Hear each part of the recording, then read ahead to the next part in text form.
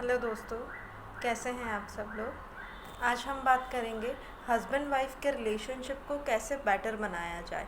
Because आज के time में जो बहुत बड़ी प्रॉब्लम आ रही है वो ये आ रही है कि बहुत ज़्यादा डिवोर्स केसेस हो रहे हैं, चाहे वो लव मैरिज हो या अरेंज मैरिज हो। डिवोर्स इतने ज़्यादा होते जा रहे हैं कि आप क्या कहना। आज से आप 20 या 30 या 40 साल पहले जाकर देखेंगे, बहुत कम डिवोर्स होते थे। तो उसके कुछ रीज़न्स थे। ऐसा नहीं है कि गलतियां पहले नहीं होती थी या अब ज़्यादा होती है, लेकिन आज जो सबसे बड़ी कमी हम देखते आ रहे हैं वो आ रहे हैं कि सहनशीलता की बहुत बड़ी कमी है। ना तो हस्बैंड कॉम्प्रोमाइज़ करना चाहता है, ना ही वाइफ कॉम्प्रोमाइज़ करना चाहती है। तो हम बात करेंगे कि हम इन चीज़ों को, बहुत प्रॉब्लम्स हैं आज के टाइम में हस्बैंड वाइफ के रिलेशनशिप में, तो इन चीज़ों को हम कैसे बेटर कर सकते हैं, हस्बैंड वाइफ के रिलेशनशिप को हम कैसे ठीक कर सकते हैं। तो कुछ पॉइंट्स बताऊंगी मैं। सबसे पहले, हस्बैंड वाइफ के बीच में ट्रस्ट यानी विश्वास का होना बहुत ज़रूरी है। अगर विश्वास नहीं होगा तो मैं ये मानती हूँ कि रिश्ता बहुत लंबा चल ही नहीं सकता। कोई भी ऐसा रिश्ता, चाहे उसमें बहुत प्यार हो, और अगर विश्वास नहीं है तो वो रिश्ता ज़्यादा लंबा चलेगा नहीं।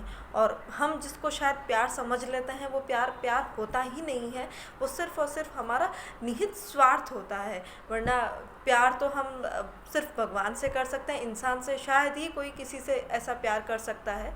तो एक दूसरे में विश्वास होना बहुत ज़रूरी है। दूसरी चीज़, आज जो बहुत बड़ी कमी हम देखते हैं, सहनशीलता की कमी। सहनशीलता की कमी का मतलब, अगर कोई भी प्रॉब्लम आई, अगर हस्बैंड की फाइनेंशियल प्रॉब्लम थोड़ी सी डाउन हुई तो वाइफ सोचती है अब मैं इसके साथ कैसे सरवाइव करूँगी। क्या हम ये नहीं सोच सकते हैं कि नहीं, मैं भी कमा के उनको हेल्प करूँ, उनको आगे बढ़ाने की कोशिश करूँ। ये ज़रूरी तो नहीं ना कि सिर्फ आदमी ही कमाएगा, औरत को भी तो कमा सकती है। आज आप भी औरतें भी पढ़ी लिखी हैं, सक्षम हैं, कमा सकती है। जब आदमी कमाकर पैसा देता है तब तो वो ये नहीं कहता है कि मैं कमाता हूँ और मैं घर चलाता हूँ। लेकिन वही अगर हम देखें कि औरत कमाना शुरू कर दे तो वो ये कह देती है मैं कमा रही हूँ, मैं घर चला रही हूँ। ऐसा नहीं होना चाहिए ना।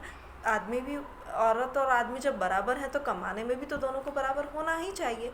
तीसरी बात हम करें तो एक दूसरे को माफ़ करना आना चाहिए। गलती हो सकती है, हम इंसान हैं। आज अगर मैं ये गलती, कोई भी गलती अगर मैं करती हूँ तो मैं यही चाहूँगी कि सामने वाला मुझे माफ़ कर दें। तो उसी तरीके से हमें ये भी तो सोचना चाहिए ना कि हम भी किसी को माफ़ कर दें। अगर अगला माफ़ी मांग रहा है तो आप उसको माफ़ कर दीजिए ना। रिश्ता छोड़ कर जाना कहाँ की समझदारी है। रिश्ता तोड़ना बहुत आसान है, पर रिश्ता निभाना उतना ही मुश्किल है। जीवन एक तरह से संघर्ष ही है और उसको हमको लड़ते जाना है। हम देखते हैं कि अगर हम एक साइकिल भी देखते हैं, अकेली साइकिल, एक पहिया साइकिल का उस साइकिल को नहीं चला सकता है, उसके लिए दोनों पहियों का होना बहुत ज़रूरी है। उसी तरीके से जीवन की गाड़ी को चलाने के लिए भी तो पति पत्नी दोनों का साथ होना बहुत ज़रूरी है। और पति पत्नी में जो डिवोर्स होते हैं उसका सबसे गलत अगर असर किसी पे पड़ता है तो वो उन बच्चों पर पड़ता है। जो बच्चा अलग होता है, क्योंकि उसको दोनों का प्यार नहीं मिल पाता है, ना माँ का ना पिता का, दोनों में से किसी एक का प्यार तो उसका छूटता ही छूटता है। हस्बैंड वाइफ अपने लाइफ में आगे बढ़ जाते हैं, लेकिन अगर कोई पीछे छूट जाता है तो वो है वो बच्चा।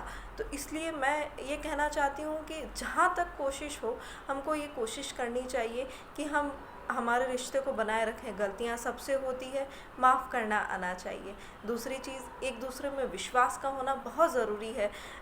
आज के टाइम में हम देखते हैं कि शक पैदा हो गया है, हम फ़ोन चेक करते हैं, क्या ज़रूरत है फ़ोन चेक करने की। विश्वास इतना होना चाहिए कि फ़ोन चेक करने की ज़रूरत ही नहीं पड़े। तीसरी और सबसे बड़ी चीज़, आज के टाइम में हम कंपैरिजन करने लग जाते हैं। हम ये जो सोशल मीडिया है इस पे हम देखते हैं कि कोई दूसरा कपल है, बहुत अच्छी फ़ोटोज़ डाल रहा है।